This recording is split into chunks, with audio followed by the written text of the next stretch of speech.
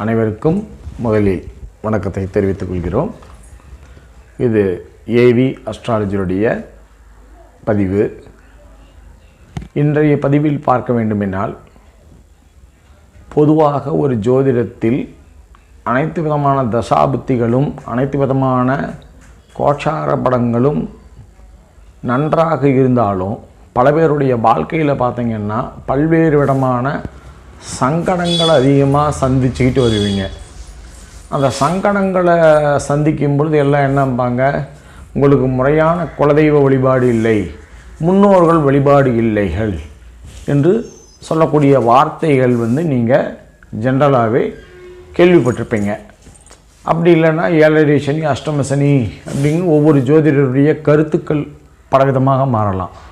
ஆனால் ஒரு வீட்டில் தொடர்ச்சியாக நல்ல திசாபுத்தி நடந்தாலும் ஏகப்பட்ட விரயம், ஏகப்பட்ட பண கஷ்டம், மன கஷ்டம், அதாவது உலகத்திலே எல்லா விதமான பிரச்சனைகளும் அந்த வீட்டில் தலைவிரிச்சு ஆடுனா, கண்டிப்பாக நான் சொல்கிற சிறிய ஜாதகத்தை நீங்களே பார்த்துக்கலாம்.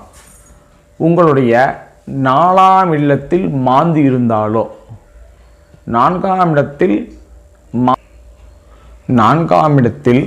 மாந்தி இருந்தாலோ, அல்லது பாதகாதிபதி மாரகாதிபதியோட மாந்தி சேர்ந்திருந்தாலோ இந்த குலதெய்வ கோபம், அதே சமயம் முன்னோர்களுடைய கோபங்கிறத எளிதில் நாமளே கண்டுபிடிக்கலாம்.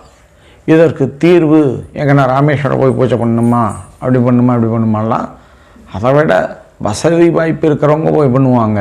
நடுத்தர வர்க்கங்கள் ஃபினான்ஷியலாக கொஞ்சம் கஷ்டம் இருக்கும். அப்படி இருக்கக்கூடிய குடும்பத்திற்கு எளிய பரிகாரங்கள்னு பார்க்கும் பொழுது சிறிதாக அனைவரும், அதாவது குடும்பத்தில் உள்ள அனைவரும் ஏதேனும் ஒரு நாளை தேர்ந்தெடுத்து உங்களுடைய குலதெய்வ ஆலயம், குலம் என்றால் தெய்வம் என்றால் உங்களின் முன்னோர்கள் என்று சொல்லக்கூடியவர்கள், வீரகாரன் ஒரு எல்லை தெய்வமாக அவங்க இருந்திருப்பாங்க. அவர்களை ஒரு நன்னாளில் வழிபட்டு அதற்கு பிறகு அவருக்கு படையிலிட்டு உங்களுடைய சம்பிரதாய முறைகள் படி செய்த பிறகு புண்ணிய நதியாக விளங்கக்கூடிய காவிரி, ஷரவங்கா என்று சொல்லக்கூடிய எந்த விதமான நதிகளாக இருந்தாலும் அந்த நதிகளிலிருந்து ஒரு குடம் தீர்த்தத்தை எடுத்துகிட்டு வாங்க. ஏன்னா கும்பாபிஷேகத்துக்கு கலசத்தை தீர்த்தத்தில் குடம் தான் எடுத்துகிட்டு வருவோம். அது மாதிரி அந்த தீர்த்த குடத்தை எடுத்துகிட்டு வந்து அந்த தீர்த்தத்தை வைத்து, முடிஞ்சால் வசதி வாய்ப்பு இருக்கிறவங்க சுதர்ஷன ஹோமம் பண்ணலாம்.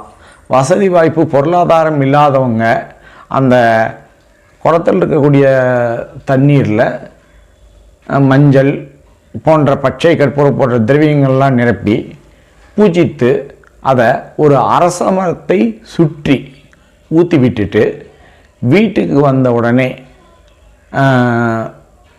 நயம் சாம்பிராணியும் அதோட இருப்பை பொடியும் சம அளவு கலந்து தொடர்ச்சியாக ஒரு வாரம் உங்கள் வீட்டில் சாம்பிராணி புகையும் எதுவும் சேர்ந்து கலந்துக்கிட்டு வந்தீங்கன்னாவே உங்களுடைய துன்பம், கஷ்டம், விரக்தி, தூக்கமின்மை போன்ற பல்வேறு விதமான நோய்கள் அனைத்தும் தீர்ந்து செல்வ கடாட்சம் பெருகும். மேலும் எங்களுடைய சேனலை பிடிச்சிருந்தால் நீங்கள் சப்ஸ்கிரைப் பண்ணுங்கள், உங்களுடைய நண்பர்களுக்கும் இதை ஷேர் பண்ணுங்கள். நன்றி, வணக்கம்.